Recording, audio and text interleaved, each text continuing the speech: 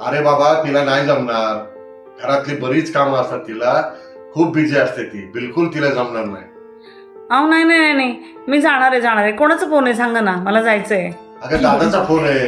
हो मग मला जायचंय प्लीज, त्यांना सांगा मला जायचंय म्हणून. हे बघ बाबा, आता ती यायचंच म्हणते. हा नाही काही करत आता तिला घेऊन जावं हो लागेल. हो हो, मला यायचंच आहे.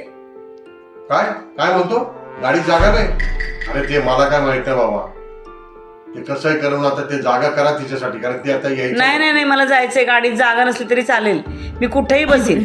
मी टप्पावर बसीन, डिक्कीत बसीन, नाही तर कोणाच्या तरी मांडीवर बसीन, पण मला जायचंच आहे. आता जायचंय म्हणजे जायचंय. बरं बाबा, ऐकलंस ना तू? आता ती बिलकुल नाही ऐकणार. बरं ऐक, मी तिला खाली घेऊन येतोय. हा तू गाडी आली की तिला गाडी. हा ओके. येस.